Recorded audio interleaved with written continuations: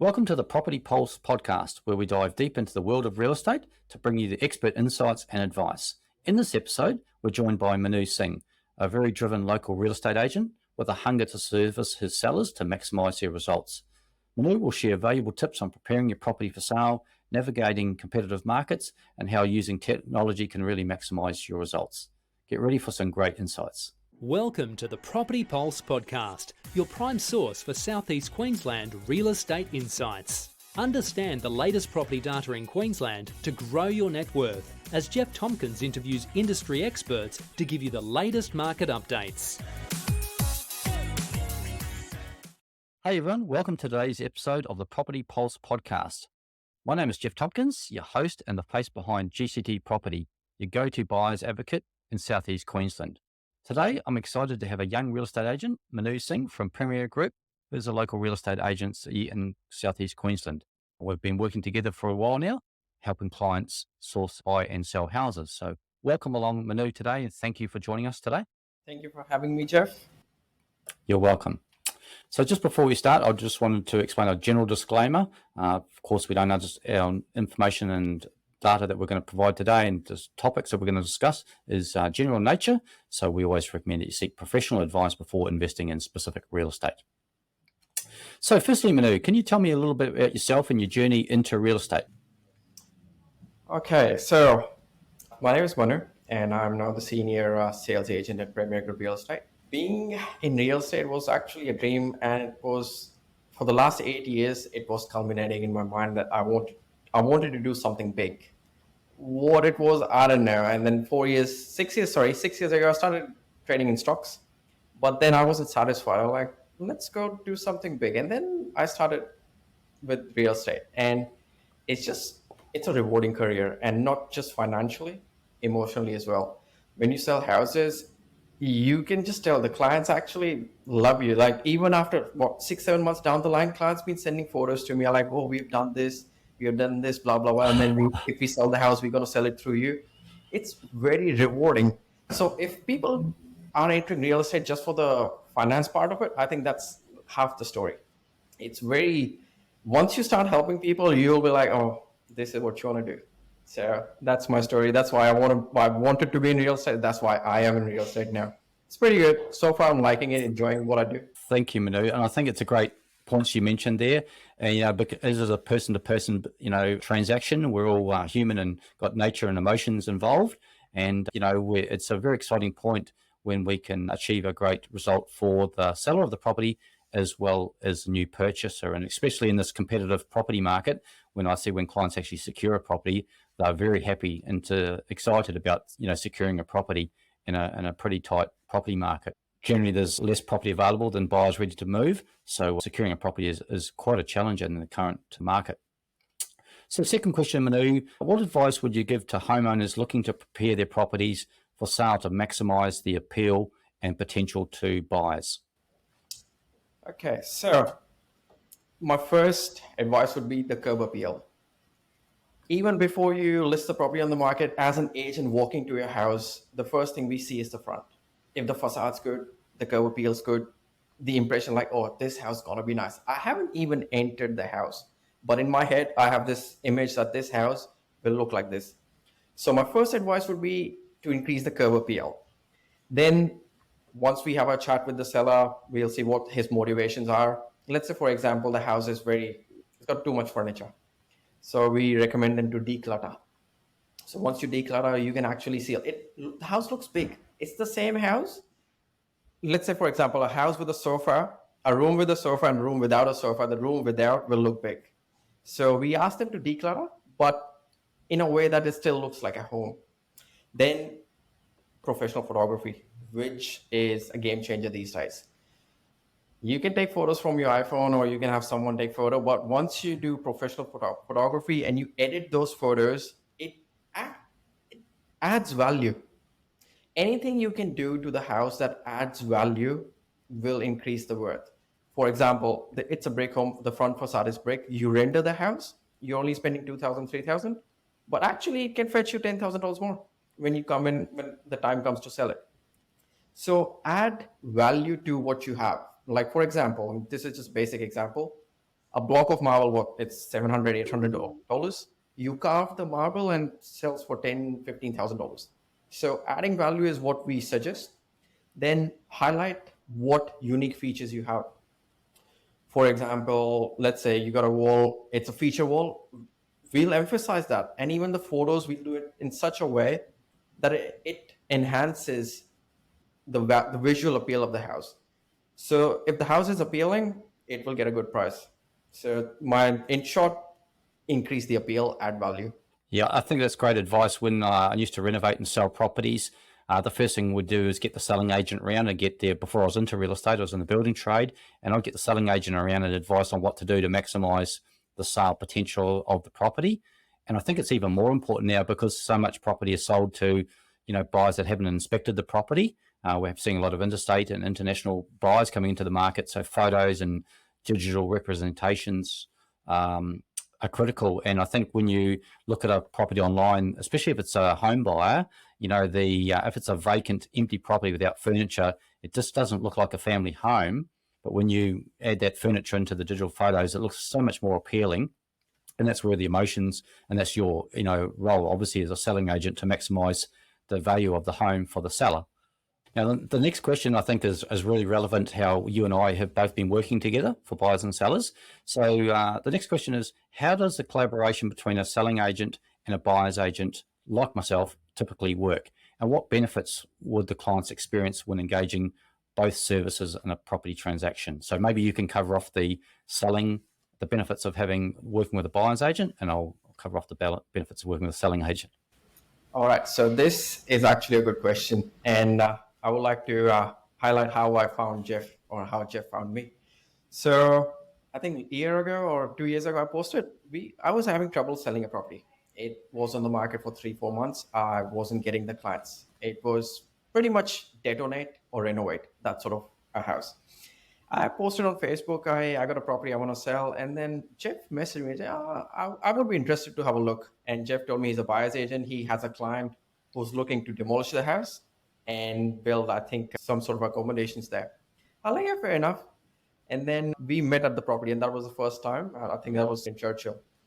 And Jeff took his measurements, and then a week later, Jeff's like, okay, my client's keen. He's going to place an offer, subjected to due diligence, because you're demolishing a house. You need to do a lot of research. And I was still skeptical. I don't know if I'm going to sell this house. It's been a while. And then I think a month later, that was the DDP. Jeff was like, yeah, it's unconditional. We are buying it. And that's how I sold the property on Facebook via Jeff. Now, we had this property on the market. It was on realestate.com. We were just not getting the clients we wanted. Jeff had an interstate buyer. So for me, it was a win-win scenario. Like, my seller was happy. He got the price he was looking for. And for me, I got the buyer finally after such a long wait on realestate.com. So dealing with Jeff particularly, it was very phenomenal, because after that, that's not the only property Jeff bought off us. There's 2-3 more. And most of the other 2 were completely off market. We didn't even put it on realestate.com. I just called Jeff. Hey, Jeff, I have a property. Would you have a client? And he's like, yeah, I can have a look. We'll organize a meeting. And then a week or 2 later, Jeff has a client. And it's phenomenal. It saves my sellers marketing fees, which can cost up to $2,000. So it's a win-win for me and my seller. And I think for Jeff as well. What do you think? 100%, Manu. Yeah, very interesting, and a great relationship you and I have had, because that first property that you mentioned, what we did is we secured it for my client. We demolished the house, the client's building, and divided. It was on 2 titles. So my client was looking for a property with extra land value. They could build new construction rooming accommodation on the property, and the client's underway now with that property, and they got a very good result, and they're very happy with the property purchase. And because of our relationship, when a selling agent has a property they may think suitable, with Manu and many other selling agents, they quite often give the buyer's agents, if they know they've got a buyer serious and your seller needs a quick settlement. So not every property is just sold on price. Every seller has a different, incentive or reason for selling. Some people are happy to hold onto that property for the longer term to achieve a maximum sale price. Some people just need a quick settlement. And that's where, if you've got a list of buyers ready to go, it can be really beneficial. So the second property was a property that needed a lot of work. We bought it at a very good price point. didn't even, as you said, Manu, didn't even get on the portals, realestate.com. So most buyers wouldn't have even been aware of that property. And my client's got a great result. We're going through the renovation process now, and I get calls from yourself and other selling agents when there's properties coming up that they may think I may have a buyer for, whether it's a subdividable lot or an existing home. And so that's the advantage of selling agents and buyers agents working together. And what I'm seeing in the market now is more buyers agents coming into the market, and for sellers, generating that more competition. And if you're looking for a quick settlement, I think the other benefit I've seen from my side of things is a lot of buyers put a property under contract but are unable to proceed with finance. As we all know, the banks are very challenging to work with over the last few years. And generally when a buyer's agent brings a buyer to that property, they've already pre-qualified them. So as Manu said, we've had two properties that we work together on, both have achieved a successful outcome and both properties are settled. So it's been great, working with yourself, Manu, and it's opportunities that I wouldn't have had straight on market. So I think, it's a great relationship, and it's going to continue to be that. And I get, as I said, calls from selling agents all the time offering, just asking is a property suitable. In a competitive market, which we are in, what strategies, Manu, would you recommend to sellers to help their property stand out and attract potential buyers? All right. So right now the market is pretty cutthroat. So let's say, for example, a seller wants to sell the property. The first thing I recommend, even when I go to a listing presentation, I ask them to interview not just me, two and three other agents, see what they have to offer, and do what's the right thing for them to do. If someone's offering them, let's say, marketing, realestate.com, every agent does that. But question him if the marketing on realestate.com is the premier listing. For example, with us, our listing every fortnight, it goes on top on page 1. So not every agent can offer you a listing that goes on top of page 1 every second week. They don't have the premier listings. Plus, are they offering a 3D virtual tour, which is a must these days? Because, for example, I've sold around 40 houses last year, and out of those 40, 16 were interstate. And those interstate buyers, they didn't come to have a look. They used a 3D tour. So they're sitting in their home in Sydney, Melbourne, wherever, and on the laptop, they're just going room by room. It's high definition 3D, like interactive space. So if an agent's offering you, that's very good, because not everyone can come to, for example, Brisbane or Goodna to look at the house. It's flight cost and everything. 3D tours are a must. Professional photography, like I mentioned earlier, it enhances the appeal of the house. And the other thing, the reach. Realestate.com has a good reach, but we should not undermine Facebook these days. I think Facebook is, if it goes into real estate market, it would be big. We, like, for example, the first property I sold to Jeff was via Facebook. And then I sold 2 other off-market properties on Facebook. No marketing fees required, nothing. I just posted some photos and a description of the property. And like, I got this to sell. If you're interested, please feel free to give me a call. So Facebook is, I shouldn't say it's an underdog. It's very out there, because some people are using it professionally. They have a whole marketing team pushing these ads. So Facebook is a must. If your agent's offering you Facebook, that's good. Now, backend data analysis is very good. So, for example, with us, with our website, if someone makes an inquiry, and if someone's clicking on the link for our house, we can actually see how many times this person has clicked the house. If he's keen, and has he filled any background information, as in finance approval and stuff. So if the agent's offering you all of this, go with that agent who has a lot to offer, because everyone can talk, but can you see the data? Can you see these graphs and stuff? Well, this is what your property stands in the current market. This is what we believe we can get, and this is what we'll be aiming for. The other thing I would like to emphasize is pricing. We usually tend not to put a price on, because once you put, for example, $500,000, people tend to compare your house with other houses that got sold for 500. We don't want that comparison. So we don't put the price on. If someone calls it, we just put contact agent. And when they call us, we suss them out. We check what their budget is. And for example, if their budget is 520, me being selfish, I'm not going to tell them that I'm selling the property for 500. To them, it would start at 520. It's just for sellers to give the better pricing. Ultimately, the property sells what the market thinks. It's not what I'm saying, what the seller thinks. It's what the market thinks. So these are just a little advice that I have. Hopefully they help. Definitely, Manu. Thank you for sharing that. And I think, yeah, I totally get it. And I get a lot of buyers get frustrated when properties are listed without a price. But I can see from the selling point of view, we are in a competitive market.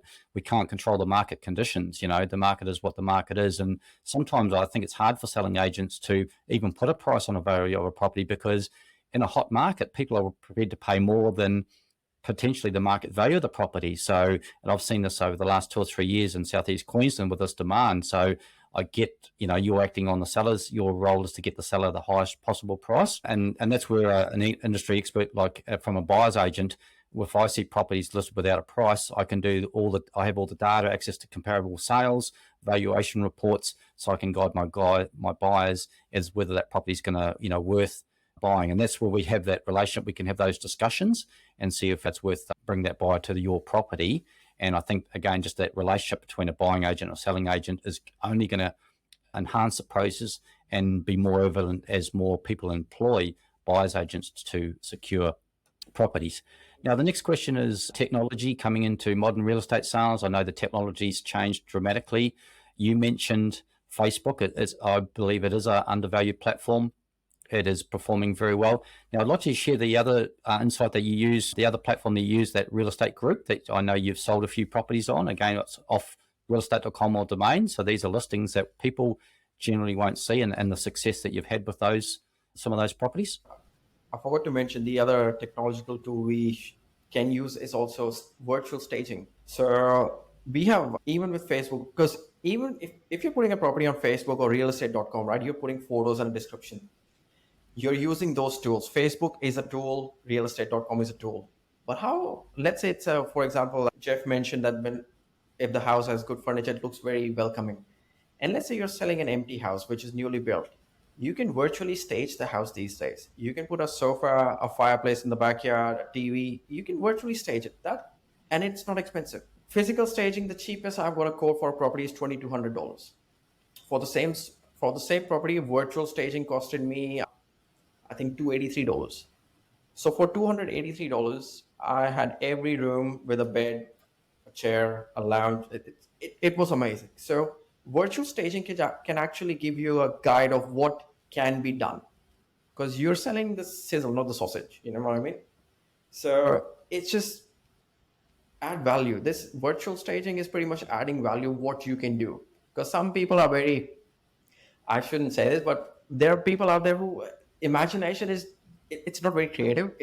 People sometimes lack imagination, and once you show them that this can be done, their eyes just dazzle. So virtual staging is a must these days. I think that if the property needs it, or let's say, for example, there's a house which is very messy, you can actually pay $2 a photo to get everything removed, and you'll have a vacant room, an empty room. That's a good thing to have, and a good tool to use. You can pretty much use it yourself as well. You buy a software, and that's it. Thank you, Manu.